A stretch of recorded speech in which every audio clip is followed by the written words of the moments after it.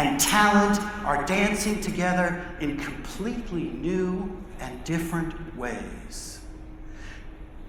We must be, and the question before us is, will we be the disruptive heroes that this moment calls for?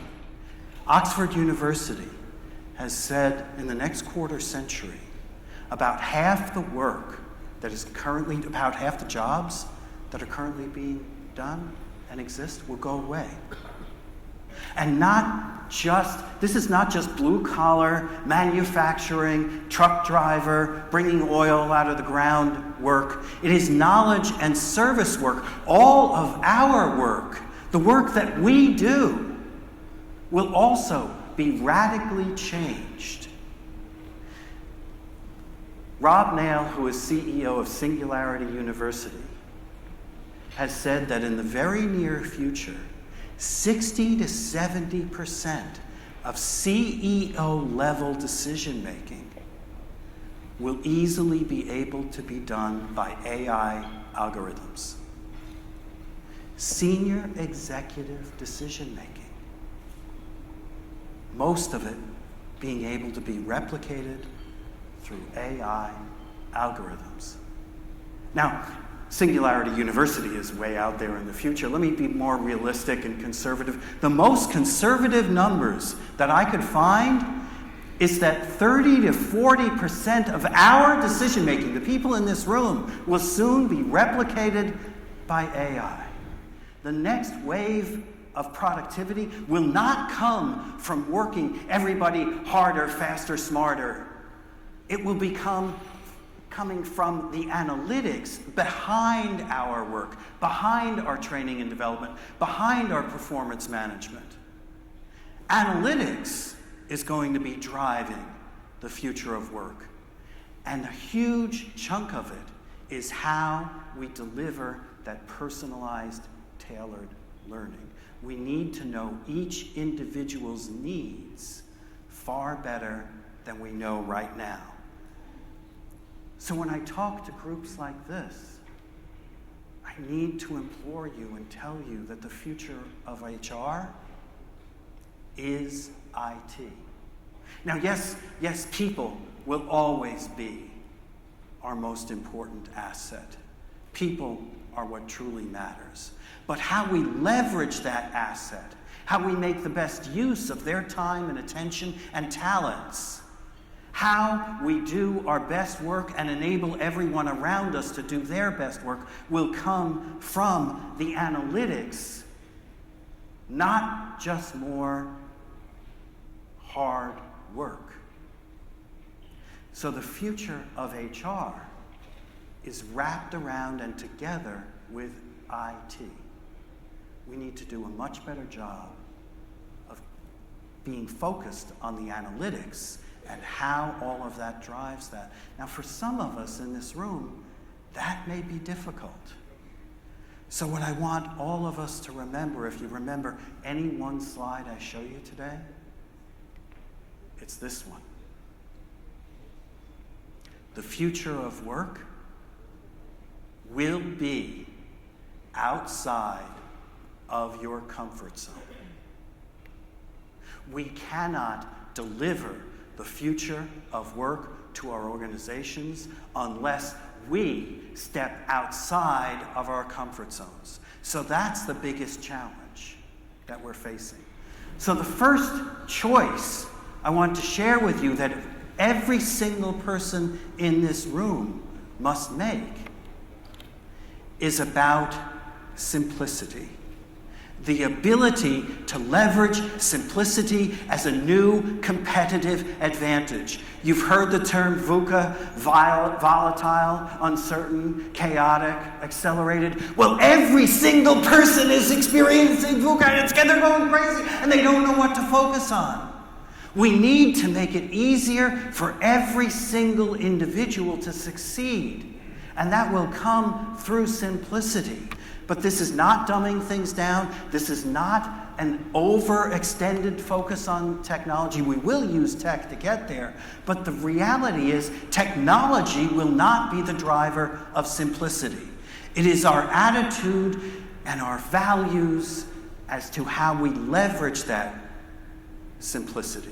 So what I want you to start thinking about simplicity and how to use it, it's not one-click button, it's not the greatest app. We need to be understanding of where simplicity is coming from. And throughout all of human history, simplicity always has been and always will be about power. Throughout human history, winners have always had things made more simple for them. Losers, always more complicated. Well, in corporate history, who do you think the winners are? And who do you think the losers are? I've been studying simplicity for over a quarter century, simplicity in organizations. Over 1 million people around the globe surveyed and interviewed. And yes, while we are definitely making amazing progress, and everybody has amazing simplicity in their own personal smartphones, when it comes to organizational simplicity, overall we are unbelievably still corporate-centered. So my passionate plea when I ask you simpler for whom is, will we step up and be passionate about creating learner-centered, user-centered, worker-centered, individualized simplicity? Because so far our track record is that we make it easier for companies to succeed, not necessarily the workers. Now the good news that I can say here that I couldn't say anywhere else that I travel the globe, the great news is, according to a recent study by IBM, this region does far better than anybody else on the globe at listening to your employees and bringing that into action as to what they need. So what I need you to do is not listen to my wisdom from this front of the stage, is go back and listen to your employees. They will tell you what they need simplified if you truly, truly listen. What will your legacy be 3 years from now? Now, Bill, it's early in the morning. Why are you making me think? I don't want to think about this till I die. What are you making me think? Your legacy. Think of your legacy as your portfolio of all the decisions you are going to make, all the strategic choices you are going to make over the next 3 years.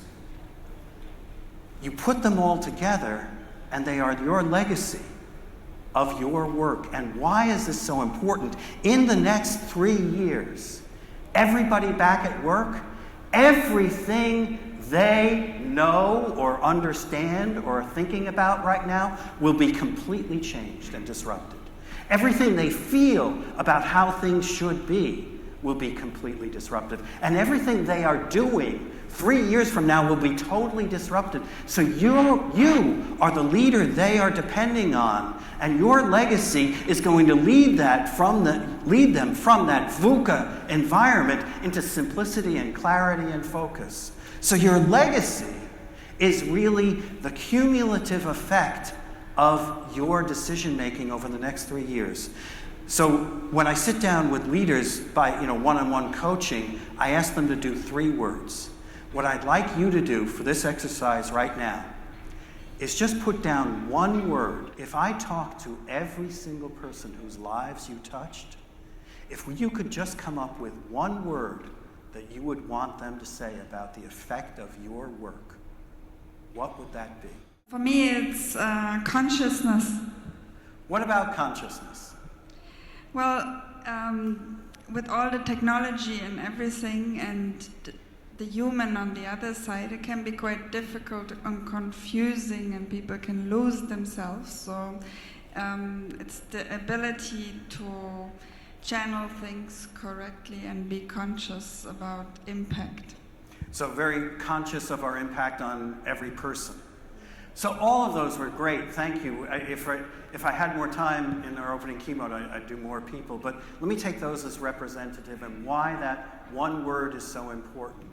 What we just did You know, what I try to do as Mr. Simplicity around the globe is simplify a lot of things. What we just did is leadership development and personal development simplified.